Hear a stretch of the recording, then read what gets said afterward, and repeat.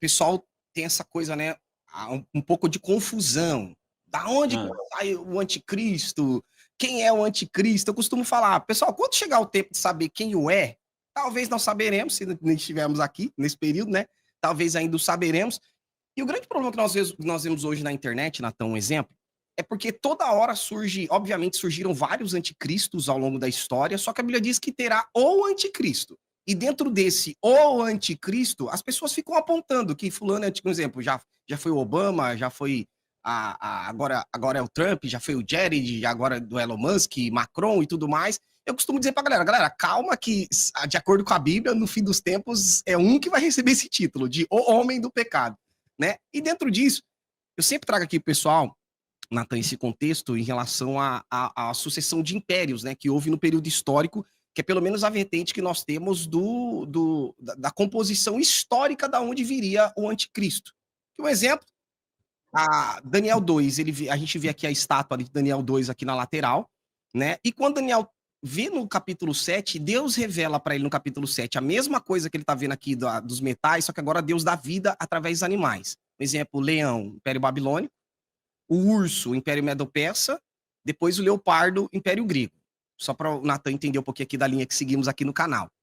Aí, Natan, então, dentro dessa composição, Império Babilônico, Média e Pérsia, Império Grego, que é leão, urso, leopardo, nós vemos que Deus conservou tanto a ideologia desses impérios, tudo que eles fizeram, e também os territórios que os impérios tomaram ao longo do período histórico, que é Turquia, Síria, Iraque, Irã, Judá e Egito.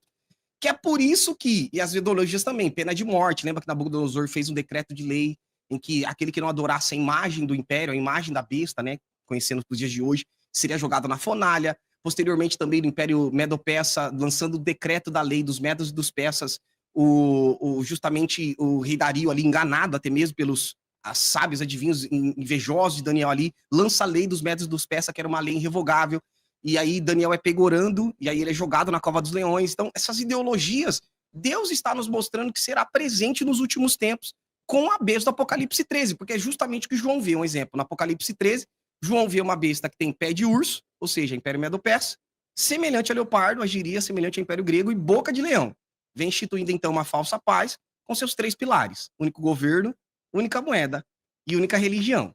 Aí eu costumo dizer, pessoal, entendeu ou quer que eu desenhe para vocês, né? E os Uhum. territórios que os impérios tomaram no passado e que provavelmente vai fazer parte do governo do anticristo, no seu epicentro do governo do anticristo, foram esses territórios: Grécia, né, Turquia, Síria, Iraque, Irã, Judá, Egito. Né? Essas localidades, com Israel sendo o centro de tudo, provavelmente o que Deus está me mostrando é que isso volta a se repetir durante o período da grande tribulação. Que não é à toa que a quinta taça é derramada no trono de Satanás, que de acordo com a igreja de Pérgamo fica lá na Ásia Menor, o rio Eufrates na sexta taça é derramado sobre o rio Eufrates para ele se secar, ou seja, Deus me deu epicentros e pontos geográficos de tudo isso. Natan, qual dificuldade que você enxerga hoje dentro dessa composição? Porque aí eu sempre cito o pessoal que é justamente a representação do islamismo, a base do Apocalipse 13, essa junção do Islã, obviamente, aí pode misturar depois com o comunismo chinês ou com qualquer outra vertente maligna que esteja surgindo nos últimos tempos, mas basicamente o que Deus nos reservou é que os inimigos de Israel sempre foram os mesmos povos, que depois nós vemos aqui um pouquinho nessa questão étnica, que eu também tenho um gráfico aqui, mas é justamente essa visão que nós temos centralizada na Bíblia, que os inimigos de Deus, as histórias bíblicas sempre acontecem nesses territórios. E nos últimos tempos a galera fica jogando para a Europa, para a América, joga para a Lua, para Marte, sei lá, para tudo que é lugar, menos para aquilo que a Bíblia diz e que está explícito nos dias de hoje. Inclusive, quando nós vemos agora o Irã entrando no cenário profético, escatológico, guerreando contra Israel por procuração. Diga aí, Natan, um pouquinho desse conteúdo histórico para a gente, essa convicção que nós temos desse entendimento profético de que o Islã estará sob a grande tribulação, governando o mundo, no caso.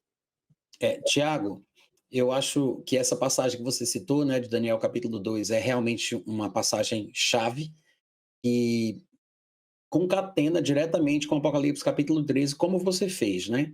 Eu acho que isso aí é essencial. Eu não sei se todo mundo entende, né? Eu vi que você tem uma noção muito clara e você pensa muito parecido comigo, mas tem muita gente que lê muito, cita muito Daniel 2, mas parece não perceber esses detalhes, né, que são cruciais, como, por exemplo, o fato de que essa estátua represente a sucessão de impérios mundanos anti-Deus, né? E, claro, anticristãos, que estarão na Terra até o tempo do fim. Pelo menos o fim dessa época da humanidade, antes de começar o milênio, né? Antes de começar o reino de Cristo.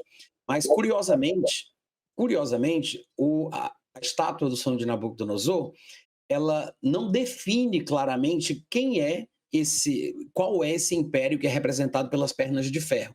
Há uma divergência, né, muito grande, há controvérsias ali na interpretação da estátua em relação às pernas de ferro, inclusive muitos amigos meus, colegas meus pré-tribulacionistas, quase conseguem dizer que está na Bíblia que vai ser o Império Romano, mas a verdade é que os únicos nomes citados são esses que você falou, né? O Império Babilônico, o Império Medo-Persa e o Império Grego. E para aí, o livro de Daniel, ele descreve claramente os nomes desses impérios sucessivamente, em cada capítulo há uma descrição mais detalhada de cada um deles, e eu acho que isso é uma chave importante. Ou seja, o Império das Pernas de Ferro não foi citado pelo nome, talvez até de propósito, para que isso ficasse em suspenso, porque a sucessão dos impérios da estátua não parecem ser necessariamente cronológicos, mas principalmente proféticos. Ou seja, se a gente fosse na cronologia, na linha do tempo, né, logo depois do Império Grego, tudo bem, teve o Império Romano. Mas só que a questão ali é profética e não necessariamente cronológica, porque as características previstas para esse império, elas são detalhadas no livro de Daniel. Se os pré-requisitos da profecia não são cumpridos pelo próximo império, no caso, depois do Império Grego vem o Romano, se não são cumpridos os pré-requisitos, obviamente aquele império não se encaixa. E assim iria se buscando sucessivamente, até que, ao longo da história, o próximo império que cumprisse aquilo ali se encaixasse nessa sucessão profética, né? Não é uma sucessão necessariamente cronológica, mas é especificamente profética. Agora, o que é interessante é que o próximo império ele tem que ser representado pelas pernas de ferro, que aparece lá na estátua, ele tem que ser uma extensão da divisão em dois que ocorreu no último império citado. Qual é o último império citado? O Império Grego. O Império Grego ele começa como um bloco só, representado ali pela parte de bronze no meio do peito, né? E aí, à medida que ele avança e Alexandre o Grande morre, os generais deles divergem entre si, começam a brigar, o império também se divide e cada um assume uma região do antigo Império de Alexandre.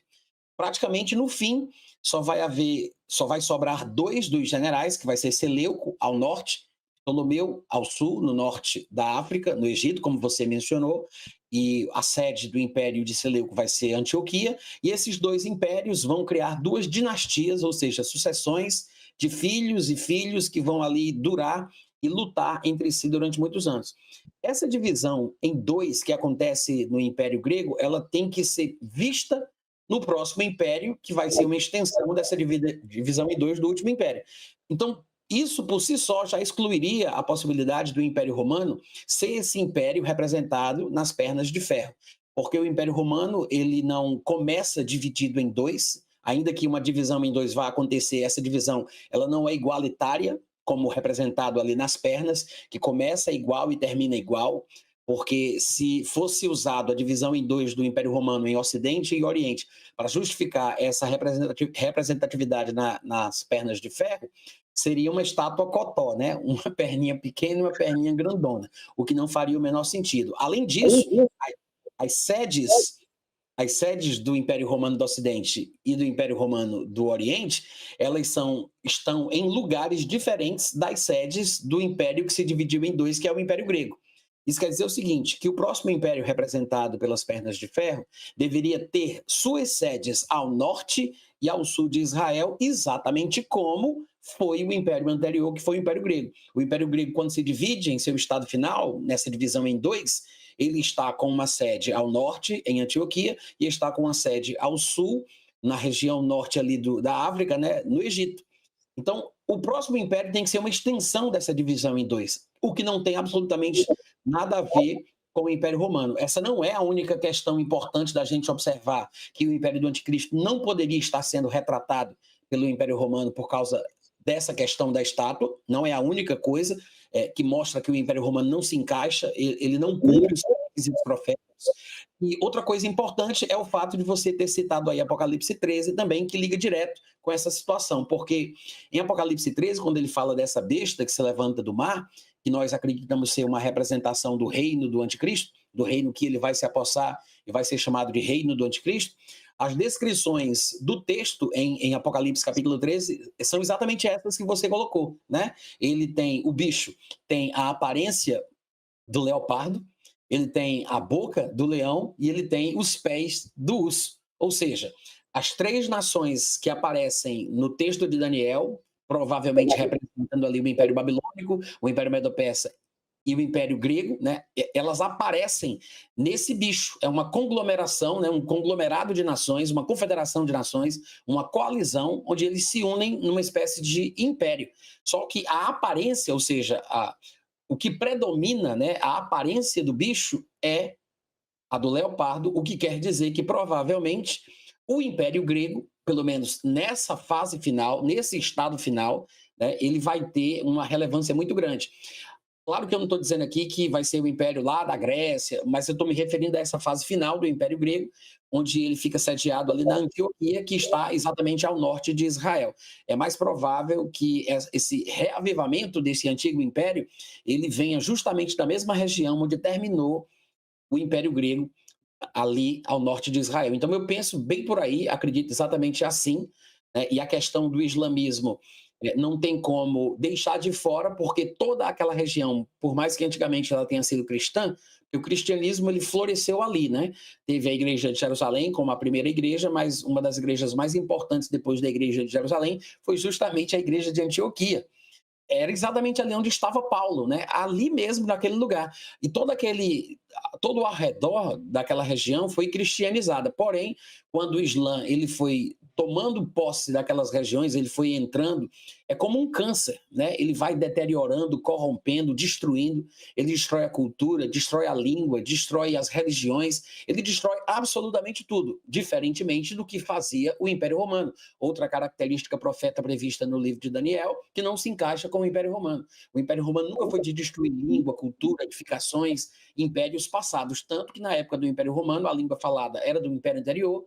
Jesus ele foi oferecido ou apresentado no templo judeu que estava de pé, e em vez de ser destruído, ele tinha sido ampliado por Herodes, né, que era o representante do Império Romano. Então, na verdade, o Império Romano ele não destruía as culturas, as línguas, as riquezas, as religiões dos povos. Ele incorporava, né? Mas o islamismo, que você mencionou aí muito bem, ele tem essa característica cancerígena, né, de corroer, de destruir, de, como diz Daniel, de pisar aos pés os impérios anteriores e transformá-los em pó.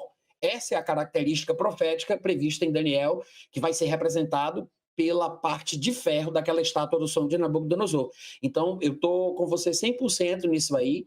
Acredito que o anticristo, muito provavelmente, quando ele passar pela cerimônia de posse e ele assumir esse reino que a gente chama de reino do anticristo, ele vai estar com a sua sede, naquele momento, ao norte de Israel, provavelmente no mesmo lugar onde se encontrava a sede do Império Seleucida, que é uma das divisões em dois do estado final do Império Grego. Penso igual.